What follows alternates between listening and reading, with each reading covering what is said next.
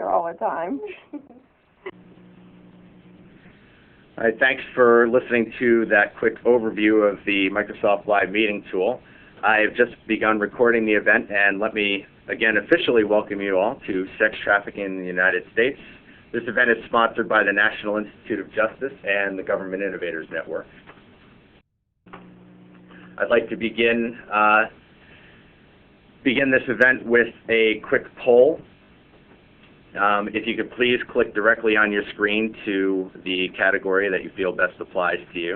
And this will give us a better sense of the audience that's in attendance today. We will be administering polls throughout the event, and if you see a poll posted at any point, please just answer at your leisure.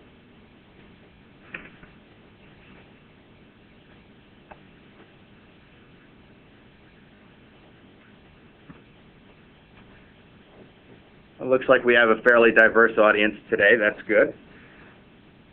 And finally, I'd just like to turn things over to our moderator for today, Ambassador Swanee Hunt. Former ambassador to Austria and is the director of the Women in Public Policy program here at the Kennedy School. Ambassador Hunt. Thank you, Jim. And an enormous thanks to the organizers here at the Kennedy School. You've done an excellent job, and this technology, this is my first time to use it. It's very exciting. What a great combination we have here of experts. Ambassador Miller, with your experience as a person in municipal government and then as a U.S. Congressman, you've been in the position you're in for about 5 years, have you not? Well, it seems like that, but it's about 3.5 years. But you've done 5 years worth more, that's for sure.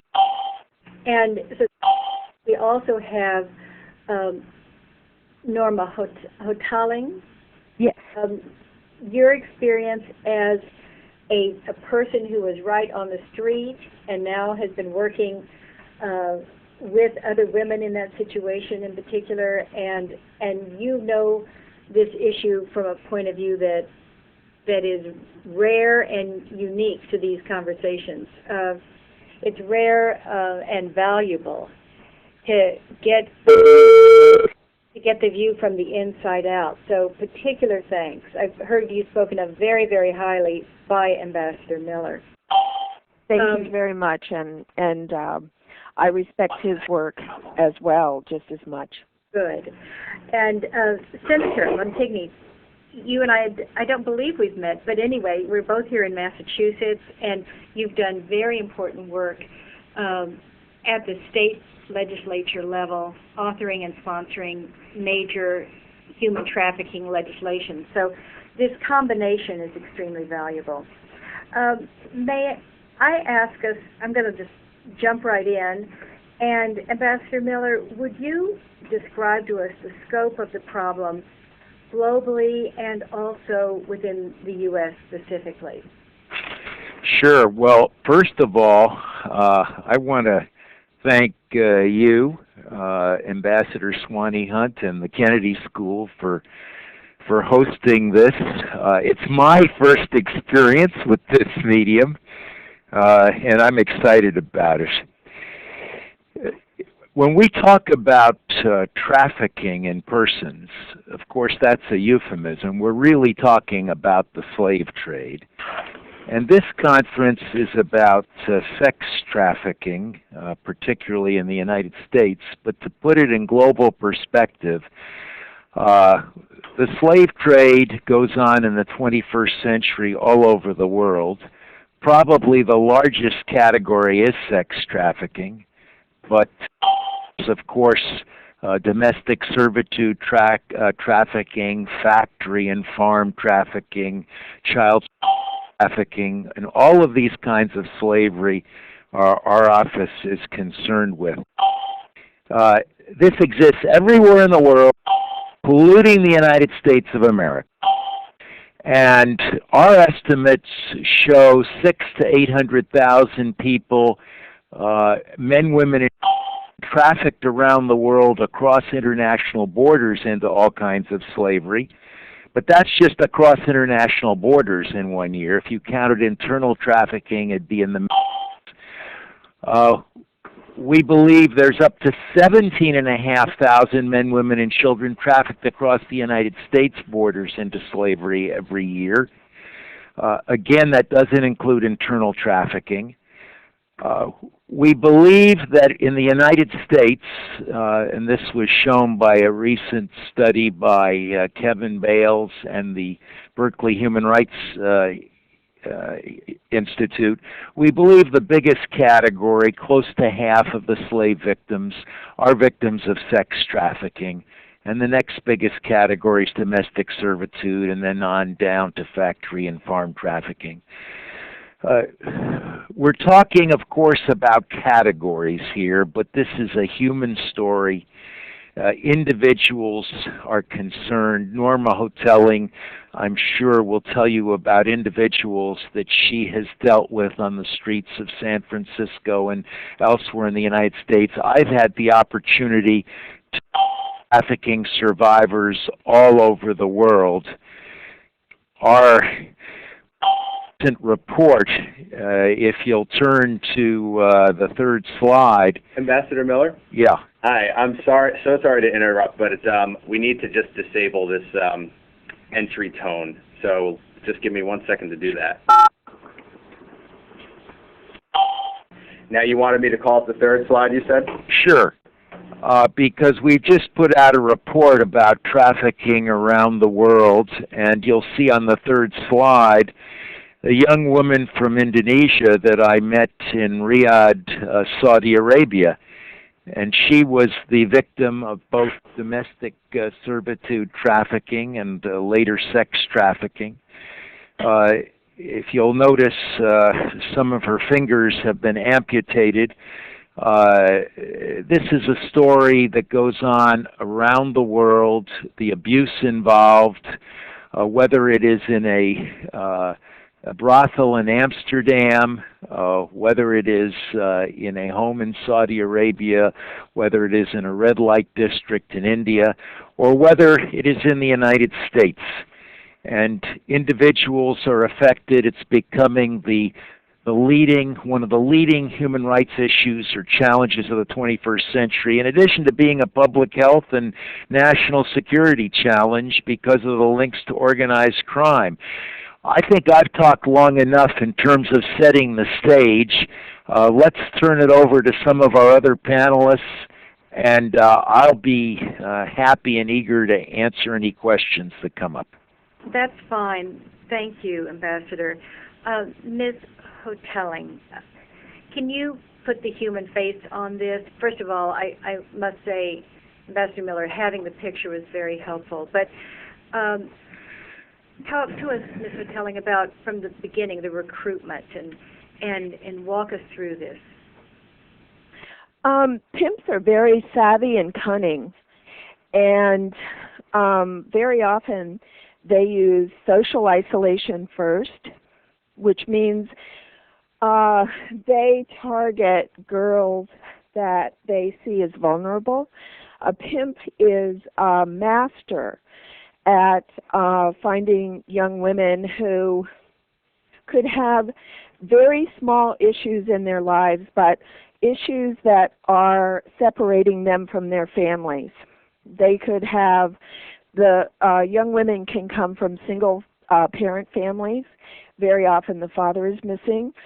They'll watch around schools and see which girls are cutting classes, which girls are smoking with the crowd. So they're looking for very, very small things that identify the girls as being vulnerable. I used to say, and it used to be more of a reality, is that sexual abuse and abused girls were the primary sources. But now what we're seeing is it's any girl. The pimps are so cunning and they're so savvy that they can manipulate young women by first acting as though they're boyfriends. They can go to parties, they can go to malls, look for girls that are out past curfew, and eventually start finding, through talking and understanding, the vulnerabilities of these girls. And once they do that, they start using what the girls have said against them.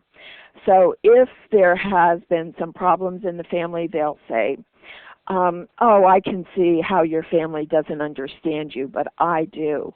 And I say that they are at first, they're the knight in shining armor, and then they become the worst nightmare. After they socially isolate the girls, then they physically isolate them.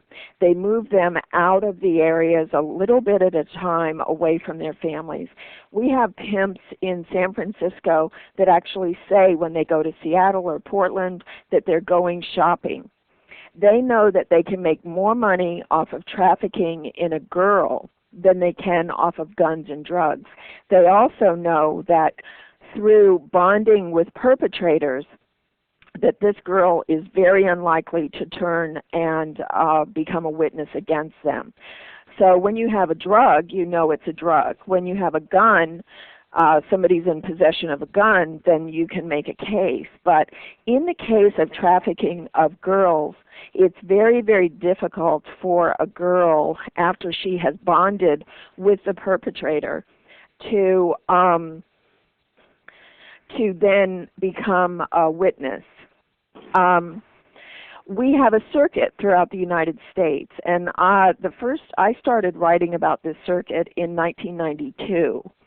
And San Francisco is part of the circuit. Washington, D.C. is part of the circuit. Every major city throughout the United States, girls are trafficked. One of the ways that trafficking in girls throughout the United States and young women has increased is that we have focused on them as being the perpetrator. We have said we haven't looked at the appropriate laws, which are sexual abuse and statutory rape. We've applied prostitution laws to children. We arrest the girls. We let the real perpetrators go, and that's the traffickers, the pimps, and the demand. We have, by doing this, we have said that a girl, a young woman, has consented to her own sexual abuse and her own rape, and by consenting to that, she is a danger to society, and we should arrest her. So we've created a group of children and youth that it's absolutely socially sanctioned to sexually abuse and rape and get away with it. We've also created an arena where men act out pedophilia behaviors and get away with it. And they're the ones that are supplying the money for the pimps. And so the pimps are really the distributors. They sex up the girls, they manipulate them, they get them to bond with them, and then they sell them to the men that are providing the money that is making this one of the top 3 money makers in the world. And the other 2 are guns and drugs. Before you go on, Ms. Hotaling, excuse me. We had a question that came in about these numbers and where they come from. So both for you and for Ambassador Miller, can you give us some of your sources? Sure. The figures that I cited, the 600,000 to 800,000 trafficked across international borders, the 17,500 trafficked across the United States borders, that's a year or 2 old estimate done by U.S. security agencies based on law enforcement data, based on NGO data, non-governmental organization data with the victims, based on academic treatises and news media reports. I would hasten to add, however, and I should have said this at the beginning, that no estimate is more than that, just an estimate. And the reason I say that is you cannot do a census of the victims in here. Victims do not stand in line and raise their hands to be counted.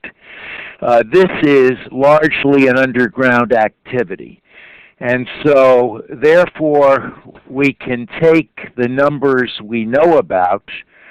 The social scientists can make what they think are reasonable extrapolations. But aside from knowing that we're facing a very severe human rights challenge, we're not going to come up with an exact estimate or figure. And as I mentioned, when I said 17,500, that was across the U.S. borders. That's not dealing with many of the people that Norma Hotaling is talking about. The girls she's talking about may have come across U.S. borders. They may be from foreign countries, but they may be American citizens. Yes, that gets to a question I had, Ms. Hotaling. How meaningful is it to you, this whole trafficking designation of crossing borders? I understand that it makes a difference in terms of legal remedies and the like, but I'm just thinking about my work in conflict areas where you have refugees. Those are people who cross borders, whereas IDPs, or internally displaced people, are the people who stay inside of a border, and yet to the outside world, it's all the same.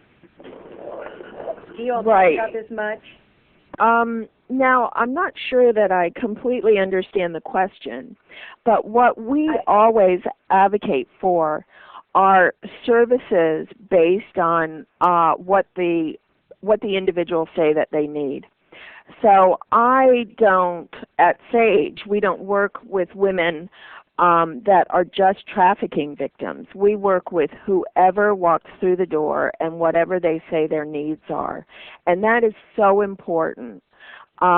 If we were to turn people away that we could not prove were trafficking victims or that didn't want to testify, we would be turning away people back into the arms of traffickers, back onto the streets where there's serial murderers, back into severe drug use and untreated trauma, back into the criminal justice system. So it's important that we have compassion and develop services throughout the world. And we have replication programs throughout the world. Cyprus, Korea, I just worked in Poland and Czech Republic, but we have replication programs throughout the country, and we get calls every single day. So in response to also your numbers, who creates the numbers, there are reports from the United Nations that are cited by Victor Malarick in his book, The New Global Sex Trade. There was a fabulous piece on Frontline called Sex Slaves, and it goes into the numbers and says that the major destination countries are countries, actually the major destination country is Germany, and that's where they have legalized prostitution. But throughout the United States, every single day we get calls from district attorneys, from police departments, from probation departments, from community organizations that are seeing a rise in child exploitation and adult prostitution, and seeing that there are no appropriate services. And so we're trying to respond to that need. Thank you. I would guess that there's a lot of sympathy in our conference audience about the fact that you're focusing on what do these girls and women need rather than where did they come from. And there certainly are some differences in terms of the legal remedies, but basically these are all human beings, whether they cross the border or not. Now, Senator, thank you for your patience. Although I don't think it took much patience. I'm sure you're completely captivated by this conversation as well. What is the state legislature doing here in Massachusetts to address this issue? And do you think we're a model here in Massachusetts, or are we behind what other states are doing?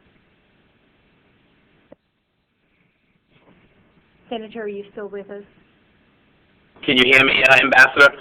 Now I can. Thank you. Thank you. First, I greatly appreciate the invitation not only to offer some comments about what we're doing in Massachusetts, but I've already learned some great things. I greatly appreciate the two ambassadors and you, Ms.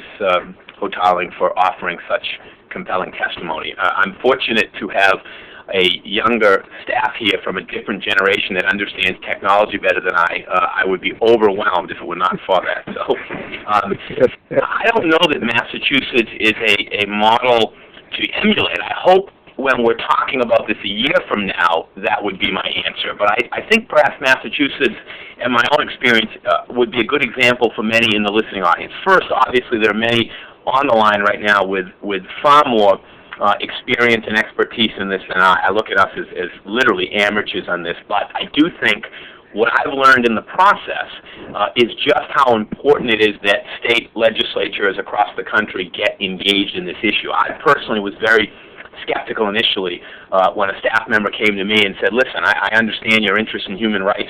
I've got one for you that you ought to realize is one of the most urgent human rights issues of our time. My initial reaction was, this is an international problem. It's a Department of Justice problem. It's the U.S. Attorney's problem. And not that I wouldn't love to work on the issue, but I understand clearly my own domain and the resources that I have at my fingertips. That's the first thing that every single member of this listening audience should work to dispel in the minds of every legislator in the country. What I've learned by listening to victims and their advocates is just how urgent it is that we take it on at the state level. The problem may be international, it may be across state borders within every country, but ultimately the interdiction needs to take place at the local and state level, and it is not happening. It is not happening very well in Massachusetts. It is not happening in any, from what I've read and gathered from many of you, even in the Tier 1 countries, even in the states where the model has been best expressed.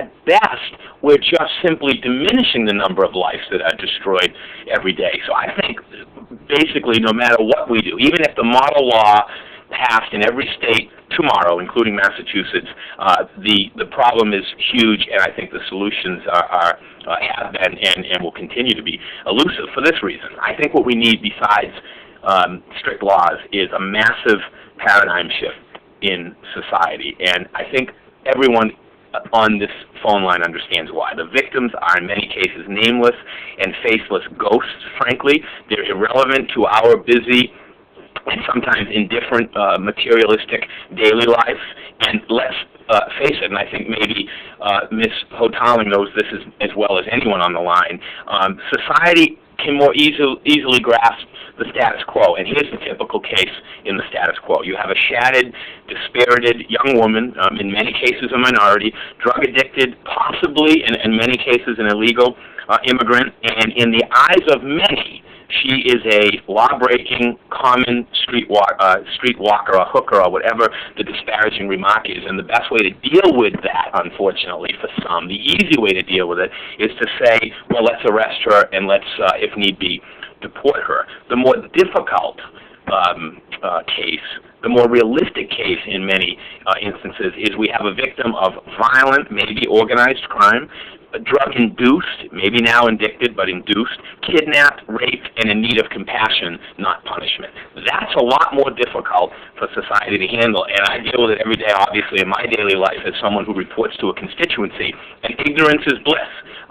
In the case of these victims, though, unfortunately, it's a fate. From what we have listened to victims, it's a fate in many cases worse than death. These are people walking the street and going to bed at night without spirit and without any emotional connection because they have been so completely dispirited by the criminals that perpetrate these crimes. What we're trying to do here, because the social cost is so staggering, we're trying to shift this paradigm. And if you look at society today, what makes this so difficult is this, we glorify, in many cases, the criminals. Think about just a few categories. Pimps, we've talked about earlier in the presentation. They're almost nostalgic figures in the way they're depicted in American movies. These are the folks that are somehow handling these poor little girls that need their help. They're almost like brokers of a misdemeanor, but they're okay because they're keeping these women from a more difficult circumstance. That needs to change. They need to be looked at as what they are, slave-holding human traffickers in many cases. You also have many people that, if looked under the microscope, would be rightfully accused of forced labor, but in this society they are in many cases seen as successful entrepreneurs that are helping the hard to employ.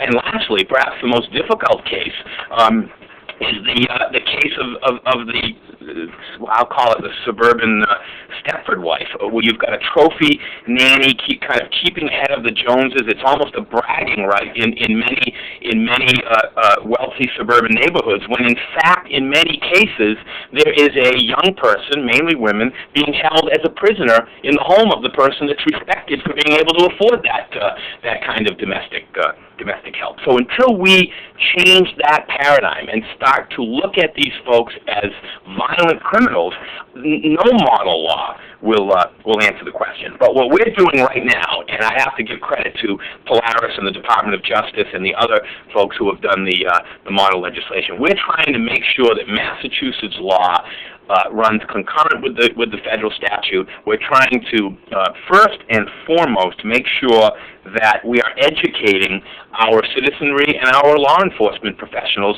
so they don't feel, as I did when I started this process, that somehow this was somebody else's responsibility.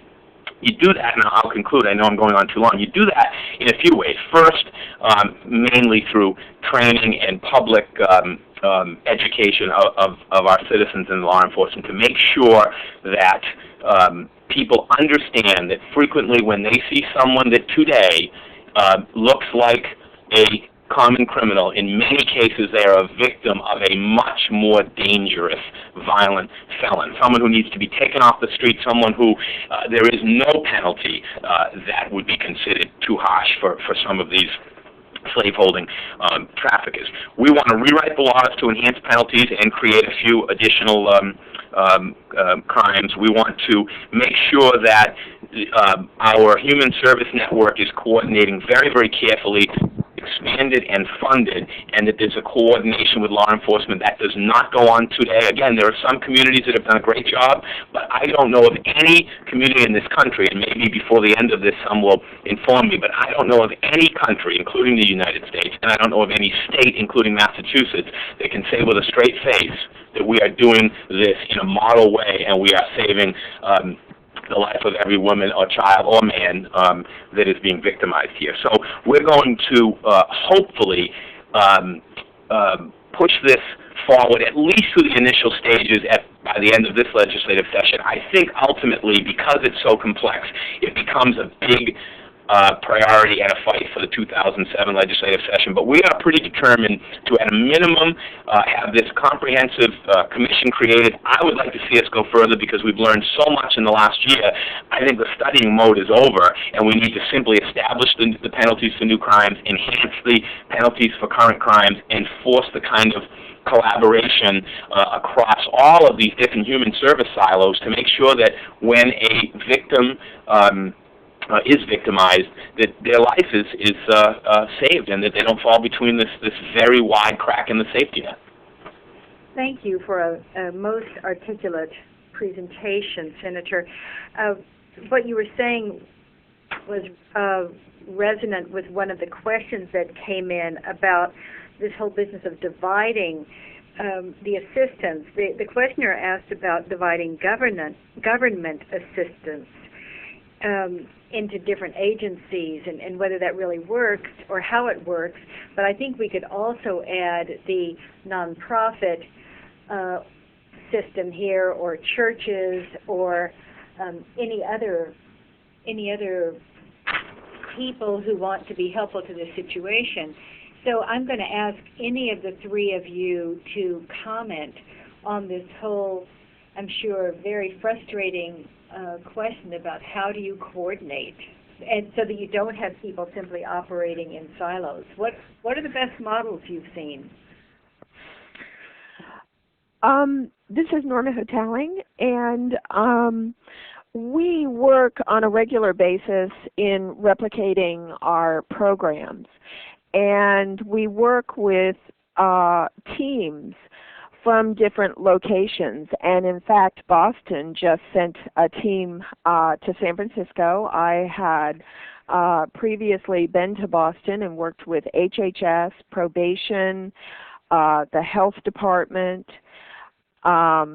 many NGOs, and I believe that creating a multidisciplinary team and looking at the real victims and who they are and what their needs are, such as substance abuse, housing, stabilization, medical care, vocational training, peer education support from other women and girls who have lived the life, who can build the trust, and then having the criminal justice system looking and redefining who the real perpetrators are, and also having a very strong approach to demand reduction, because really the issue of prostitution, trafficking, and child exploitation is all fueled by the demand. It's a supply and demand. It's a very simple analogy.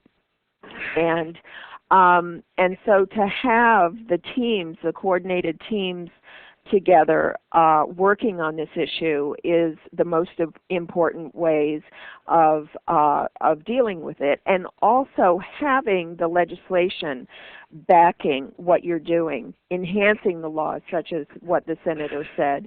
In San Francisco or in California, we enhanced the sexual abuse and the statutory rape laws.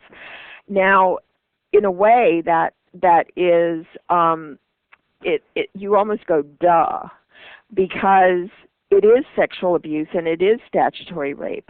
Why would you even enhance it? But we have given the lives over of these children to the perpetrators, to men, and allowed the men to commit crimes such as sexual abuse and statutory rape for years. And in fact, I just met with a police officer and city attorney. The police officer and the city attorney is from one of the largest cities in the United States. He'd been on the police force for 32 years, worked in vice crimes for 28 years. And when I talked to him about this law where we enhanced the penalties for sexual abuse and statutory rape if a person is using money, goods, or services in order to gain sexual access to a child, he went ashen. And the reason he did is he said to me in front of the city attorney, he said, I've been on vice crimes for 28 years and I have never arrested a man for a serious sexual offense when I have determined the child to be a prostitute. And he said, I want to partner with you. Wow. Ambassador Hunt, let me just follow up on your question. You're dealing with, the questioner is really getting at the frustration of coordination. And there's two frustrations. One, you got to get government agencies to coordinate, because the reality is in the United States, whether you're at the federal level or the state level, there's a health agency, there's a social service agency, there's a justice agency, etc. Then you've got to get the coordination between government agencies and NGOs. My travels around the world, the most successful countries moving towards the abolition of slavery are those that have strong NGO communities and non-governmental organization communities and good coordination between these NGOs and governments. If the law enforcement isn't referring the victims to the NGOs for service, if the NGOs aren't referring the victims to the law enforcement for prosecution, you don't move very far. And I think when the state senator talks about how all the states and all the governments have to do more, he's right on. If you look at the United States right now, you have, at last count, I think 13 or 14 states that have passed anti-trafficking laws. It used to be that the federal government's position was, well, let's just have a federal law. But we've come to realize that it is good to have state anti-trafficking laws because you have to bring state law enforcement and state social service agencies to the table if you want to get progress. What Norma and the senator said about attitudes and demand is crucial. We're talking here not only about attitudes towards gender, attitudes towards foreigners. There are a lot of attitudes involved. And this is true all over the world. It is not an accident that most of the victims of slavery throughout the world are women. That is just the way it is. It is not an accident that almost half of the victims of slavery around the world are children. And we are dealing here with people that are invisible and therefore have become disposable. And every one of us has a role here. You have listeners and viewers all over the country. I think you're probably going to get to this, but I think every governmental unit has a role. I think every individual has a role. I think every NGO has a role. Every church has a role. Every civic organization has a potential role. And I hope we'll talk about that because I think that's very important if we're really going to take on this 21st century abolitionist challenge. This is Senator Montigny. If I could also add to that, although I agree with everything that has been said, and perhaps by throwing government under the bus here, I'll appear too skeptical, but I spent 4 years here in Massachusetts chairing Ways and Means, which not only allows you to see how money is spent to the tune of 23 or 24 billion a year, but it also allowed me to look at just how little we coordinate resources in this state and around the country. And the ambassador and former congressman, I think, would know this as well as I. In fact, what we do in this nation, state by state and in the nation's capital, is we do a great job allowing special interests to come into the process and do the opposite of coordination. In fact, their responsibility in many cases is to grab the last dollar, which frustrates coordination.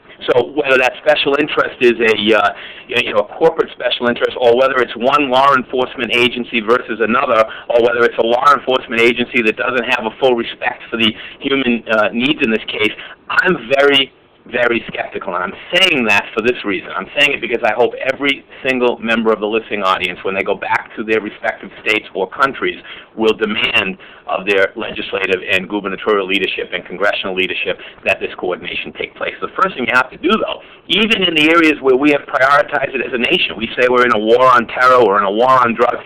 I'm not hearing anyone say we're in a war against slavery. In fact, when you say things like that, most people think you're speaking from a third world country by satellite. We need to declare that war and then suggest to all levels of law enforcement, by law, by statute, you will coordinate. You will be sensitive to the needs of these women and children that are being abused. We will not take the easy way out and just simply shuffle someone off to the court system where they're victimized a second time. That's tough stuff, and my opinion is that on everything we do, including life-saving health care in the state of Massachusetts, coordination is horrendous. By the way, Senator, what is your bill number? The bill number of the original commission is Senate 2289, but what we're doing right now is working with a group of law enforcement professionals and advocates in Massachusetts to do one of two or both of these things. My hope would be that when the commission bill comes to the Senate floor this month or early next month, that we will submit a comprehensive, substitute a comprehensive amendment containing the provisions of the model legislation and push it as hard as we can through the Senate. It would be more than optimistic to suggest, with a legislative session ending at the end of July, that we will get this to the governor's desk, although I do believe that as we educate more and more in the building, there'll be a very strong bipartisan support. So I hope that I'm being too cautious. At a minimum, I want to see the original commission, which is charged with a very, very significant fact gathering and ultimately legislative drafting. I want to see that pass, but my hope is we will actually substitute a model piece of legislation with the coordination, education, penalty enhancement, and human service piece. All right, I'd like to pick up on some elements of each of the three of you and read you a question that came in that further complicates the whole coordination issue, but is very much more focused on seeing these people as human beings, and it also speaks to what you were saying, Ambassador Miller, about our attitudes. Here's the question. What about those who work in the sex industry, who demand their rights, who demand their jurisdiction over their bodies, yet are arrested for prostitution? How do they fit into the U.S. position on sex trafficking? Any of you, please. Well, I'll lead off. I know Ms. Hotaling has dealt with this issue too. Maybe the senator has. Our primary concern is to abolish trafficking in persons, all kinds of trafficking, including sex trafficking. If you ask, well, would it be good that those in the sex trade have better working conditions, I would say yes, which I think is what your question's getting at. But that is no substitute for abolishing slavery. We're dealing here with slavery, and if you doubt that prostitution to a large extent doesn't involve slavery, you just have to look at the research. The Farley study done out of Ms. Hotaling's hometown that looked at 900 women around the world in 8 or 9 countries that showed the vast majorities reported being assaulted and raped and harassed, and 89% wanting to escape. And that doesn't even mention the children that are per se trafficking victims, not just under our law, but the UN protocol. Children cannot consent. So I would say, by all means, improving conditions are fine, but this is, let's keep in mind that when we dealt with the Atlantic slave trade, that many people wanted to improve conditions. They wanted to get better mattresses on the ships. They wanted to get better food. They wanted to get doctors on the ship. They wanted to have better registration processes. But the slave trade went on. And what we want to do in this country, I believe, and around the world, we need to finish the job that our ancestors started in the 19th century. It's a different kind of slavery now, but it's slavery nonetheless, and we need to abolish it. Before you go on, yes, I want to stay with Ambassador Miller just for a minute more, because this is such an impassioned pitch. Do you think that your work on trafficking in persons, do you think that it's really doing what you had hoped for? Are you seeing progress, or do you feel like the problem is growing faster than your work can possibly grow? I'm really combining what several people have written in terms of the question. Well, I'm not seeing as much progress as I'd like to see. I wish there was more. I think that modern-day slavery probably started to grow with globalization in the 70s. It probably increased for 30 or so years. Then we started to discover it. And so we think maybe it's grown in the last year or two. I think it was a steady growth. I don't think it's something that's emerged the last couple of years. Now you see growing awareness because of the work that Ms. Hotaling, the senator, are doing, the news media is doing. You see growing awareness of the issue around the world. We're trying to engage other governments and push and cajole and persuade and threaten to get them to do more. And there are some indirect indicators that progress has started. What do I mean by indirect indicators? Several years ago, you would have seen at most several hundred convictions of traffickers around the world. Last year, we could report there were 3,000.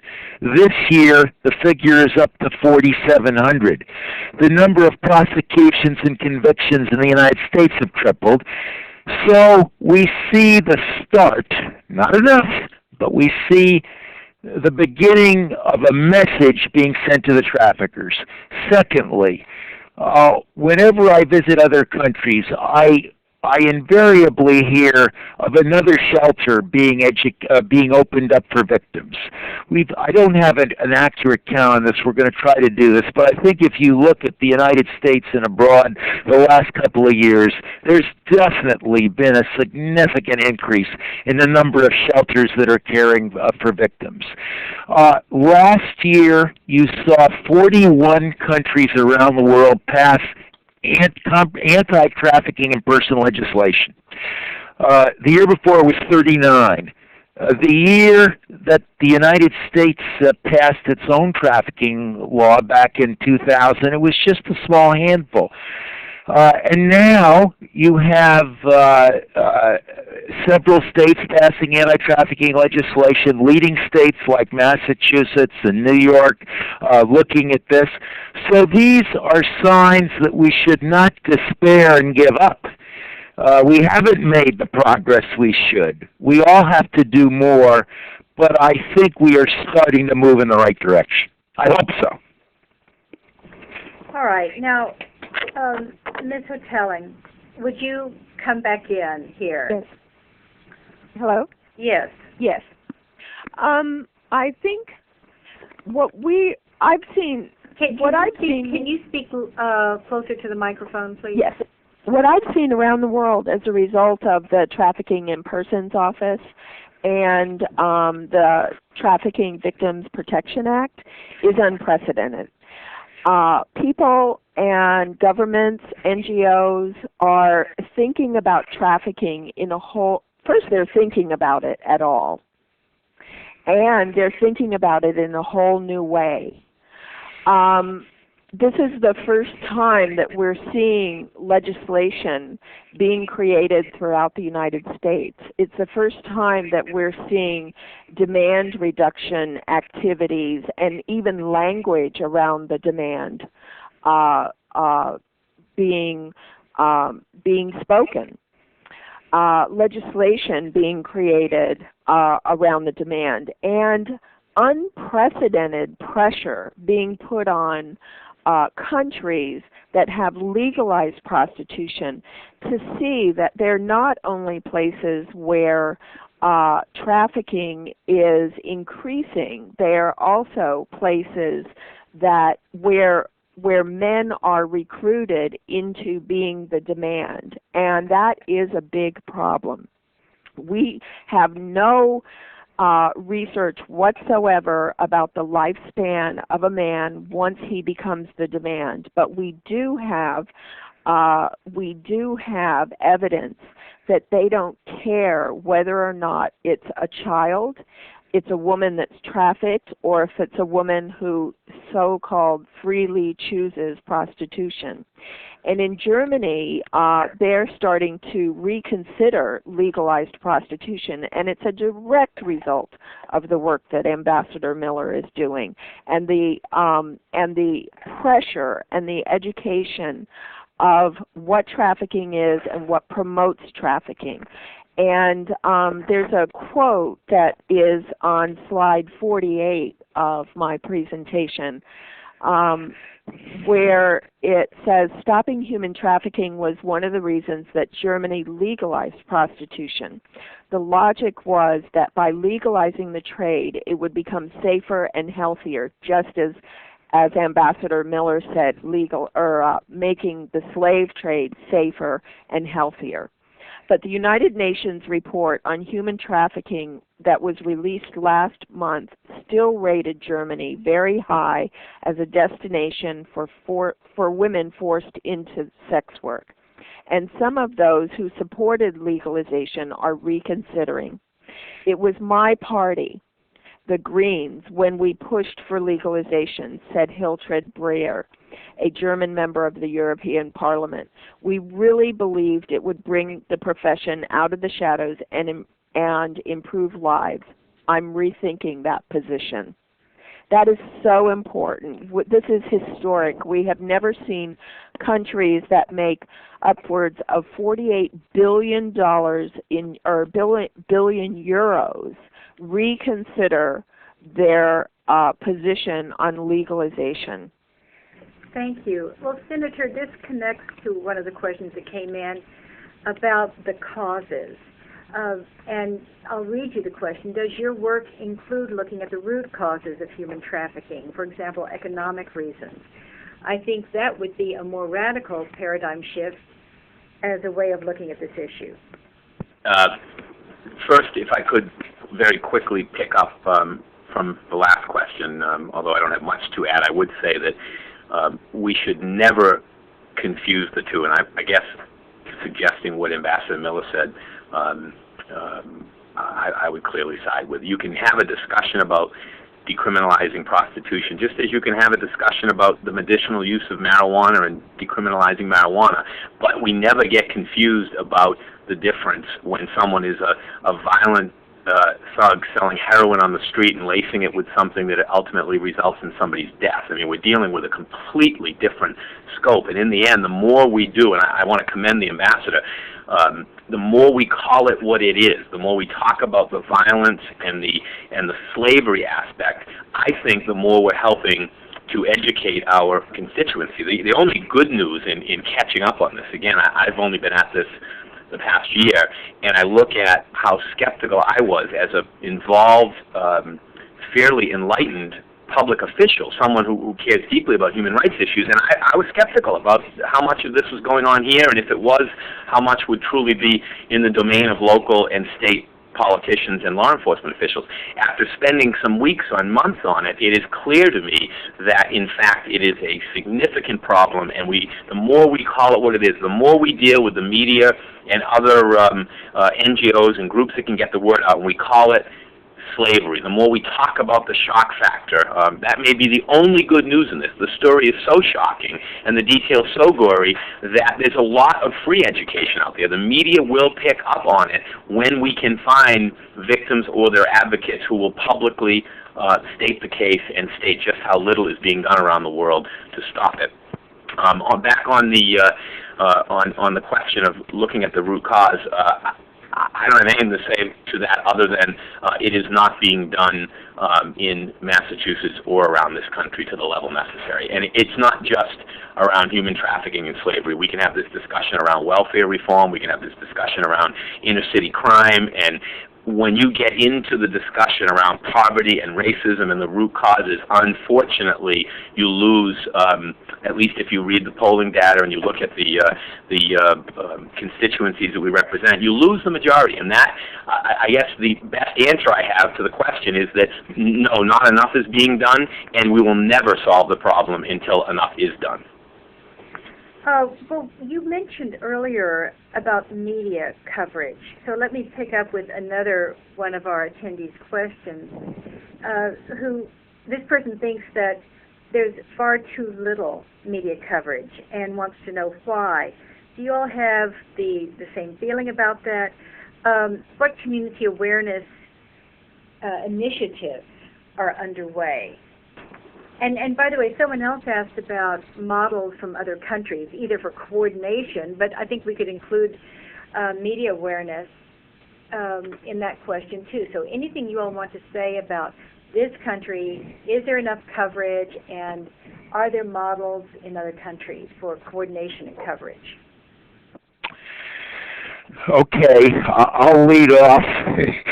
I don't know that I have a great answer to the question, Ambassador Hunt.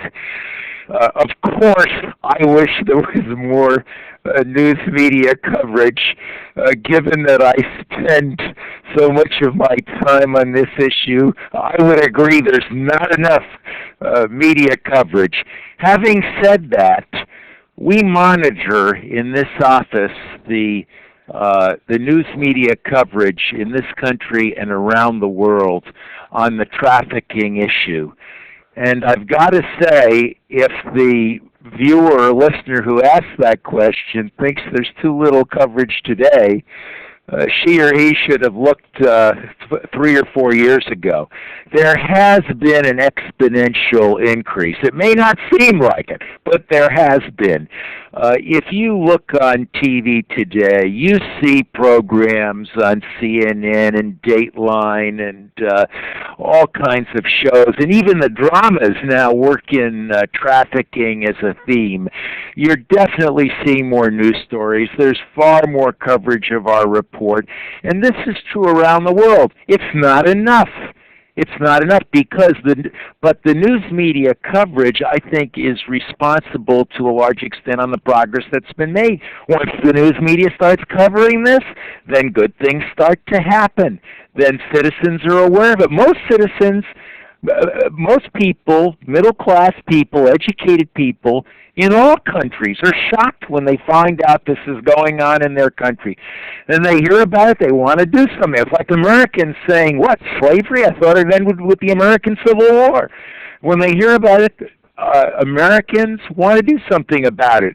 And so after the news media coverage, then people start talking to their local law enforcement. Are you being sensitive to this issue? Are you looking out for victims? They start talking to their local, their state legislators. They start talking to their congressmen about this issue. They start talking to their church groups. What are you doing to help victims in our community? What are you helping to help victims overseas? So news media coverage is crucial. We've got to get more, but there has been some progress in this area over the last several years. And I'd like to say that we have been, we've been featured in hundreds of news media pieces on domestic trafficking, child exploitation, services for individuals involved in the sex trade, and also our first offender prostitution program, which just put us into a huge media flurry. But even with that, I believe that because of the issue and having so much shame, stigma, power, control, sex with children, sexual slavery, trafficking, that it's very difficult for people to actually let the information in. I talk to men in our first offender prostitution program continually, and even though they see stories, it doesn't register. It's not them. They're not part of the problem. And so we definitely are having more media coverage. We need more media coverage, but this needs to be mainstreamed as an issue of not bad kids, not immoral women, not people that are throwaways and tossaways. We need to call the children things other than prostitutes and stop sensationalizing the issue and call it what it is. Sexual abuse. It's the rape of our children. It's time for the adults to protect the children and let this issue in and let the stories tell the issue in a compassionate way where the public can really understand it. This is Senator Montigny again. Again, the only good news in the extreme here, at least, is that when the public does, or when the media does focus in on an individual case, it is so shocking and so easy to put on the front page that I do think the public tunes in. I think the more extreme cases around sexual trafficking and sexual exploitation are in fact making, as the ambassador said, being made light of more and more by the media. The more difficult cases that are less attractive to the media and therefore less available for public consumption are around forced labor and domestic servitude. And I know the title of this particular webcast today, and I respect that, but I also hope we don't lose sight of the fact that if we think we have a challenge exposing sex traffickers, we have an even more significant challenge exposing those who too are slaveholders, but maybe holding people in their home and again out in a wealthy suburb where they're celebrated as somehow successful because they can afford their little trophy from some foreign country. So I just hope we realize that it's even more difficult to get that story on the front page, because right now an American reads that story as an illegal immigrant taking a job from an American. They look at someone who is perhaps has been kidnapped or forced into some kind of debt bondage on a farm or in a factory or in a domestic servitude situation, and they really do look at that person as simply a lawbreaker looking for a better economic opportunity. That's not a great story for the media, except when they arrest a boatload of them, or when 15 of them die because it's 90 degrees and the truck has no water and no air. Well, you know, this media comment really launched a lot of questions, or provoked a lot of questions. But let me group several of them, because they are about how do you not only educate the public, but how do you warn young women, educate young women in, particularly in countries that are the major sources. What's being done there media-wise, and then to continue on the focus of the women, one of our audience asked why the immigration authorities are granting so few trafficking victims visas. I assume that means to come into this country for protection. And then similarly, in the other direction, an audience member wrote, "I've read that trafficked women are deported without getting any type of help, and so what's being done regarding that?" Can you three panelists fill us in on any of those aspects? Well, I guess I'll lead off again here. The second and third questions were about visas and deportation. What was the first question, Ambassador? The first was, what is being done to educate young women? Okay. Well, let's take them in order. I think in the last several years, you're seeing more and more efforts at education. Not enough, but I would say there's 70 or 80 countries that now have public service announcements. Some of them are excellent ones put out by the United Nations that the U.S. taxpayers help to fund. And these are very powerful and very helpful. You do have more specific outreach programs to warn people. In this country, the president was concerned because the estimates of the numbers of victims was way above the number coming forth. So Health and Human Services has had a program in 15 to 20 cities reaching out to different communities, mainly foreign language communities, trying to warn people and educate people, and if they're entrapped, to have them come forth. Now, this does lead into the second and third questions. I think the second question, Ambassador Hunt, was not, if I can interpret the question, was not directed at the United States giving out visas for trafficking victims. It was directed at the small number of temporary visas given out under U.S. law to victims that come forward. The purpose of the law is to help victims, whether they're from abroad or they're in the United States. I understand. That makes sense. Yeah, and under the law, and this is the only law in the world that does this actually, there's not only the provision of services for victims, there's not only the provision that there be a temporary visa if that person comes forward and cooperates with law enforcement, but in this country, unlike any other country, there's even the possibility of permanent citizenship. Unfortunately, and this is what the questioner is getting at, unfortunately, there is this huge gap between that estimate I gave you of up to 17,500 and the number of people that are getting benefits and the number of people that have been given temporary visas. And I can't recall the exact numbers, but my recollection is that Health and Human Services has certified around 1,000 people for services and 600 or 700 for temporary visas. So there's a gap, and we're looking at what can be done. I chair an interagency committee that's looking at what can be done to close the gap. And the problem is not people getting turned down so much. The problem is more getting people to come forward. This is a very underground activity. So we're looking at, as I mentioned, the HHS, reaching out to foreign language communities. Now we're looking at starting a program involving the work sector, involving nurses and doctors in identifying victims. The reason this can be helpful is, remember, the traffickers look on these victims as commodities.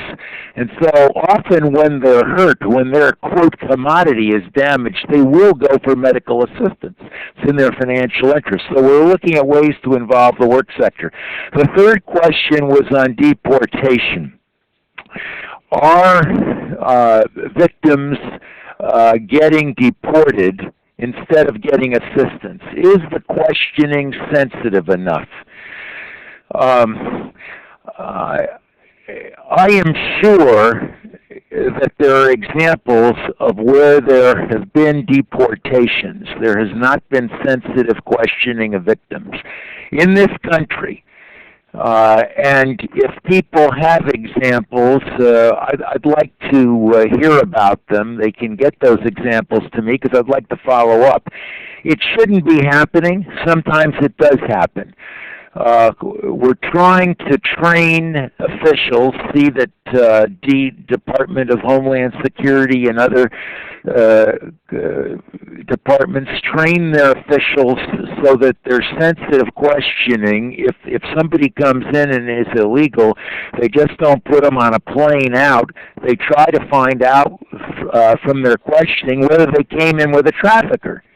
Interestingly enough, do not assume that the foreign victims in this country all come in illegally. We don't know the percentages. Large numbers come in legally. The biggest case in Seattle involved young women from Asia that came in legally. So we have to get better screening, not only of those that come in that are found illegally that come forward, but those that come in legally, in addition to working with American victims. Now, I've talked enough. I know that Ms. Hotaling has had some experience with this issue, so I'm happy to yield to her. Before you do, let me just say in terms of process, I made a private decision that we had 91 people on this call, and that when we lost down to 75, we would discontinue. However, people are really hanging in there. They are obviously very, very interested. Questions are pouring in. Panelists, if you need to leave at any point, please do. But I'm certainly willing to continue this conversation a bit longer, if that's all right with you all. We still have 83 people in on this conversation. Does anyone need to leave right now? Nope. No? Senator, have you already left? No, I'm here. Okay, all right. Fascinated by the discussion. It's a fabulous discussion, and we have very knowledgeable people in the audience. So, Ms. Hotaling, would you like to pick up there? Senator, jump in. Yes, definitely. Ambassador Miller and I and a number of other folks back in the federal government have been having discussions about how many people actually get deported in when there are large stings, and how quickly interviews take place. And I have an example of a case in San Francisco where there were 124 potential victims rounded up. Out of the 124, 104 were deemed here in the United States illegally. Out of the 104, around 50 of them were deemed for deportation within 72 hours.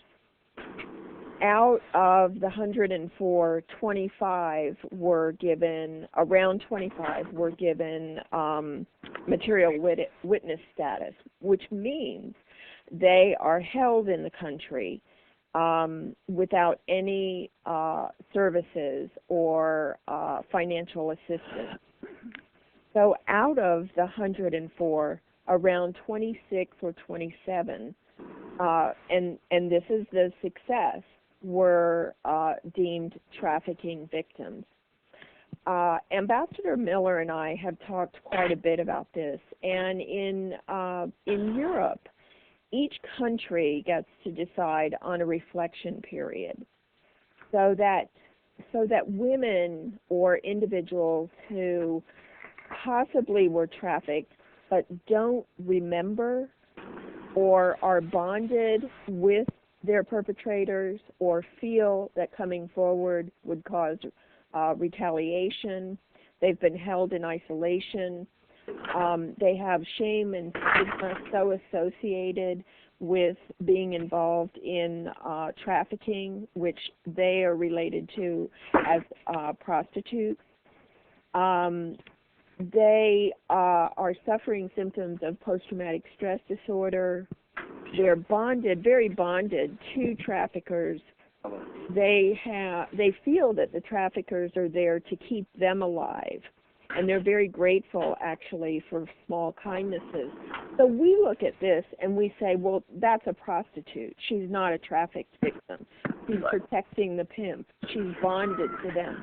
She's denying violence. She's denying threats of violence. So we need longer periods of time. We were guaranteed that we would have access to the 75 women that were either material witnesses or deemed for deportation. That did not happen.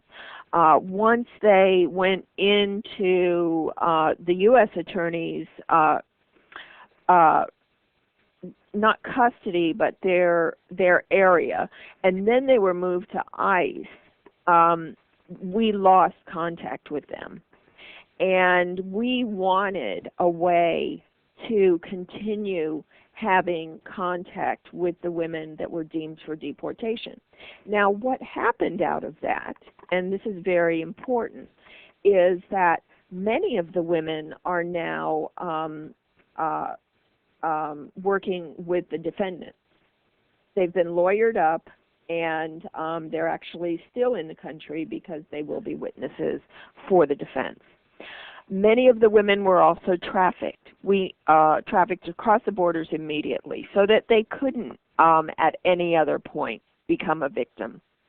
We didn't get a second wave of victims like you do in labor cases. Once the first wave gets continued presence, moves towards the T visa, other people that have been trafficked that were afraid to come forward or might have thought that they weren't trafficked or were bonded to the perpetrators or were scared to come forward, once they saw individuals getting the benefits and that what was being told to them was actually true, because they have to trust, they have to give up a life of being protected, what they feel like is protection from the perpetrator, into trusting laws and governments and NGOs, and it's almost like they're dying.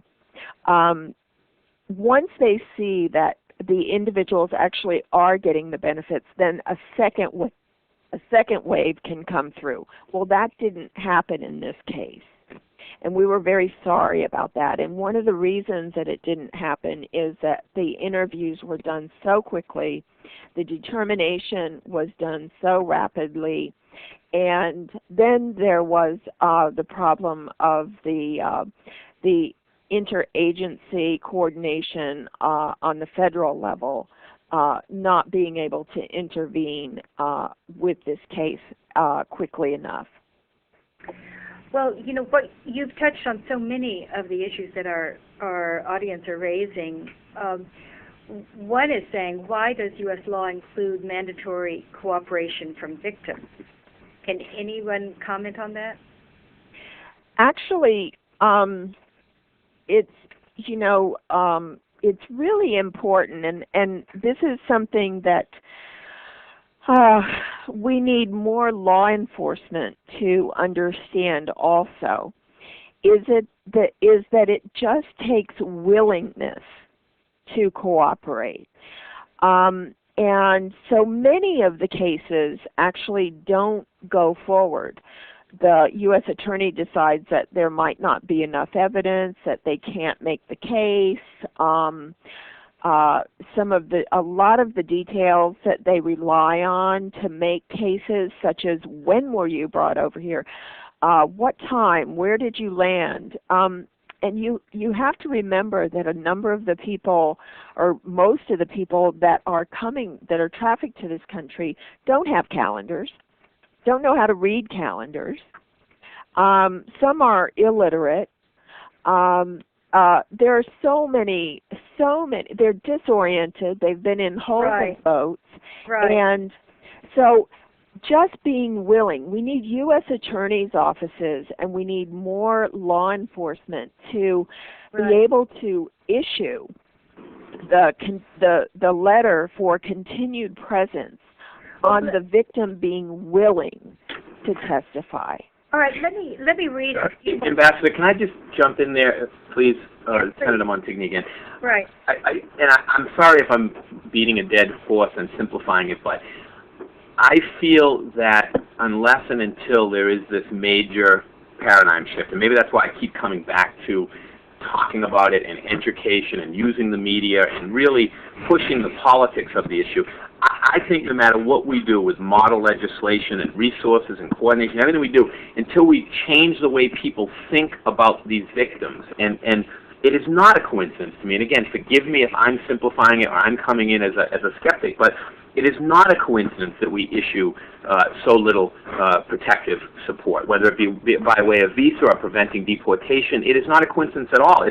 The politics of crime and immigration are far more powerful right now in this country and in this state than the politics of human compassion. It comes down to that. When you start putting people in jail and seizing their assets for domestic servitude, when you see the first young happy couple from Weston being carted off for abusing a young woman, and you see their home seized because one of our aspects in the model legislation is asset forfeiture and seizure. The first time you see that, you'll see 5 days where it's on the front page of the local media in Boston. I can say that. We need to shift the paradigm completely, and then from the public to bubble up to politicians and say to Massachusetts government and the U.S. government, why aren't these people being treated as victims?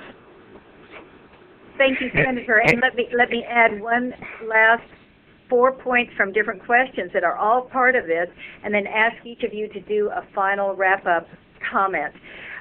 Because right along those lines, the audience is saying, what can we do to prosecute the crimes against children? Why are we focusing so much on foreign girls from third world countries? Why aren't we focusing as well on American youth? Wouldn't that make a big difference if people saw it as more our problem? Can we do more through the schools? And another, instead of focusing on educating the victims, why aren't we educating potential perpetrators? And I think that the questioner would include that to be broadly the Johns, the men who are using the brothels. So each of you, please take a a last couple of sentences on these issues. I'll go first again. I did want to add a comment on this last, on the previous question on prosecution. As Ms. Hotaling said, the test in the law is willingness to cooperate. And of course, we need in this country, as in every country, better training so law enforcement officials are sensitive in their question. But I do think it's important to link it with willingness to cooperate in the prosecution. If you don't link it, then you are just letting the trafficker go about his business and victimizing more people. There has to be a link between victim protection and prosecution if we're going to do both, protect the victims and protect future victims. Now, on prosecution for children that was mentioned, I think you're starting to see more activity in this area. That was the Congress passed, the President signed a Child Protect Act that I think is evidence of that.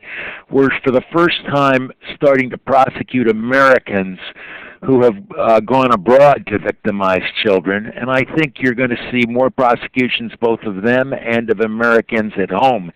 On foreign girls versus domestic girls, the questioner's absolutely right, and this is why we just set up a subcommittee in our interagency group to study whether domestic victims were getting as many services as foreign victims.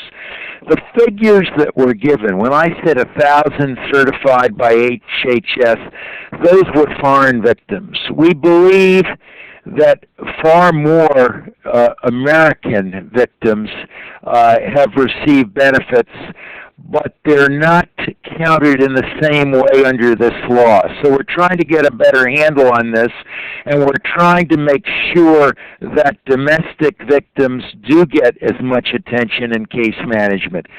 Schools throughout the world can do more. I don't know that we want to load up the schools with every subject, but certainly there's room for messages. And right now we have the Department of Education working on that. You mentioned your last question related to educating the perpetrators. Well, Ms. Hotaling's going to comment on that because she runs a leading so-called John School that has spread now to 15 or 20 cities and is spreading around the world, where the men who interact with the victims and believe that it's just a harmless recreation are getting educated, and she can tell you about the interesting results from her school. I would just like to end by getting back to what I said before. Every individual in this country has a role to play. You can all talk with your local civic group or church, see if they're doing anything in the community to help with victims, seeing if they're doing anything abroad. You can all talk with your local police. Are you questioning, are you just arresting the victims, or are you really looking at the traffickers? Are you really looking at the demand side? These are questions that should be asked of all police. And I think legislators should be asked, well, what are you doing about state anti-trafficking laws, or what are you doing about related laws, pandering laws, or pedophile laws, or whatever? We've all got a role to play, government, NGOs, and individuals. So thank you again, Ambassador Hunt, for having this conference, and I'm sure you've got a way, if people didn't get to ask me a question that they want, they can get it to me afterwards, and I'll try to answer it. Thank you. And Senator or Ms. Hotaling? I think the last comment I made would be a good closeout. I will just close out with an answer to the question about crimes against children and prosecution. I'll say two things. First, in our model legislation that we have gotten a lot of help from Polaris and Department of Justice and others on, it clearly spells out enhanced penalties for crimes against minors, and that is so important. But just to highlight what we are up against, and I think most of your listening audience would know the kind of scandal that we went through with the child abuse scandal in the church here in Boston. This happened not in the year 1900, and it didn't happen in a third world country. It happened a few years ago, and it went on for decades and decades in Massachusetts. And we had a cardinal who was revered as the head of the church, my church, who, when he was bounced by the Pope, he was taken over to Italy in the way we look at it with promotion. And at the time, the question to the Attorney General was, why wasn't the Cardinal and others in the hierarchy charged for crimes against these children? The Catholic Church, and I'm mentioning this only as one example, but it shows you the influence of special interests. The Catholic Church suppressed a bill that I filed here years and years and years ago to make the reporting of child abuse by priests law, a mandatory reporter, and it was killed by the lobbying of the Catholic Church. What we've done now in response is do things like work to erase the statute of limitations when abuse of a child is involved. But we're up against some very, very powerful forces, even with domestic abuse, as mentioned earlier, never mind the complexities of international trafficking and slavery. Even on cases that seem so simple to solve and pinpoint, for decades we allow children to be raped and abused and ultimately killed because of their dispariting here in Massachusetts. Thank you, Senator. And Ms. Hotaling, wind us up here now. Yes.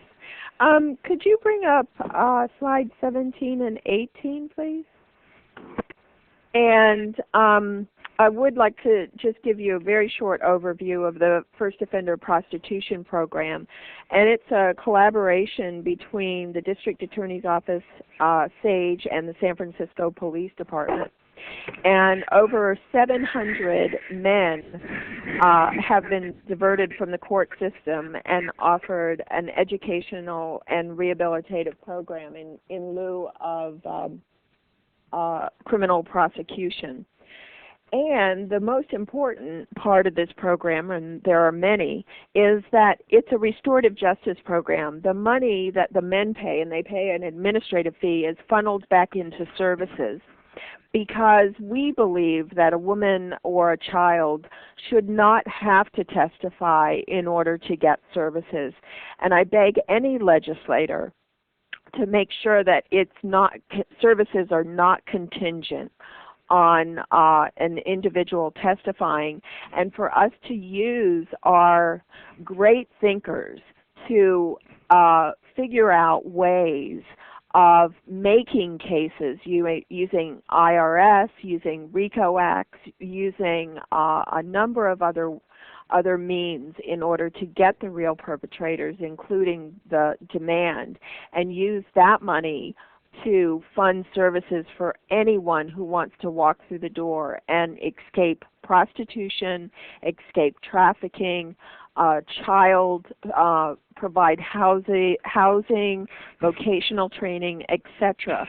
And in order to wrap up, I'd just like to say that as long as we point our fingers away from ourselves and away from the institutions that blame and criminalize women and children for their own rape, sexual abuse, trafficking, and slavery, and away from the men who we normalize as Johns, and as long as we disconnect adult prostitution and the exploitation of children, and disconnect prostitution and trafficking in human beings for the purposes of rape and sexual slavery, then we're the ones to blame. And we have assisted in creating a well-funded transnational criminal network. And we've created that dollar by dollar. And dollar by dollar, the money that men pay to buy, have delivered, harm, toss aside women and children is laundered through bank accounts of criminal bosses in financial centers such as the United States and Europe, and in offshore accounts. Even though we like to fool ourselves into thinking that domestic and international trafficking is driven by economic despair and not by our own protection and collusion with the men who demand to buy human beings and thus create the market for sex slaves, then we're the ones that are at fault. And it's so important, because when you say that the sex trade is $38 billion or $40 billion, it's so easy to just get overwhelmed and write that off as a problem that we cannot solve. But we can solve it when we stop normalizing and colluding with the men who pay for women and children and individuals dollar by dollar. Ambassador Hunt, Yes, I cannot resist asking for another 30 seconds. please. Wind it up, John. Okay, Miss Hotaling was too modest because the school that she runs, what she didn't mention, is the men that have gone through this school that were convicted of buying sex. There's only a 2 to 3% recidivism rate. So the school has had an impact. And then lastly, and this is a good sign, the Trafficking Victim Protection Act, the basic U.S. legislation, was reauthorized the end of last year, signed by President Bush beginning of this year. It passed the House by a vote of 426 to nothing, passed the Senate unanimously. I mean, how often does that happen in this age?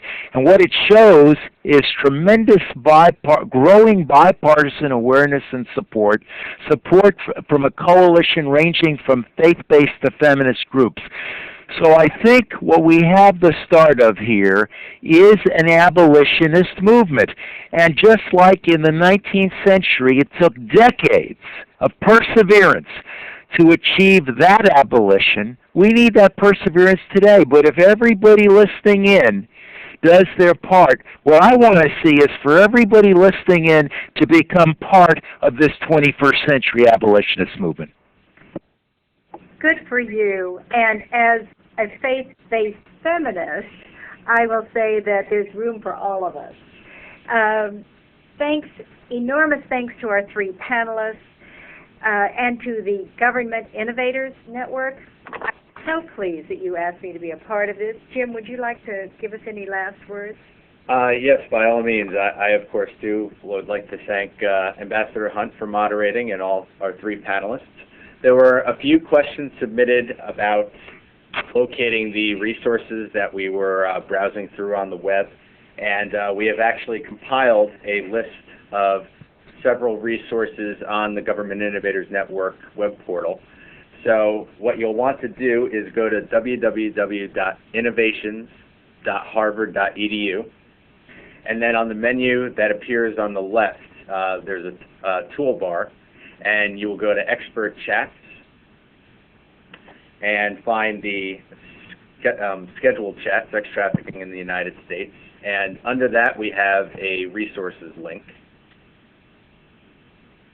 And there's your list for a variety of related resources, including websites and documents. The Trafficking in Persons report, which Ambassador Miller mentioned, is there.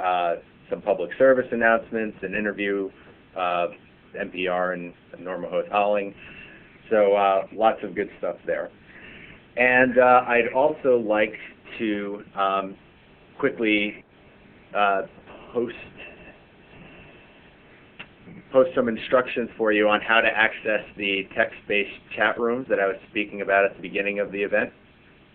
This is just an opportunity for you to continue the dialogue with your fellow audience members. There are a lot of questions being bounced around, and perhaps there are some others in the audience who would like to hear your questions or can provide answers to them. And what you'll want to do is, again, go to the Government Innovators Network webpage, www.innovations.harvard.edu, and then click on What's New, which is at the top right-hand side of the page. And when you click on What's New, you'll come to a page that has two links, Sex Trafficking Room 1 and Sex Trafficking Room 2. You can use either of those two links and begin chatting with other folks in there. And there'll be somebody present in each room to provide some technical assistance should you need it. You can also close out live meeting once you've entered that chat room. You don't need live meeting open to chat. And that's it. Thanks very much to everyone once more, and take care. Thank you for having us. Yeah, thank you. Bye. Goodbye, everyone.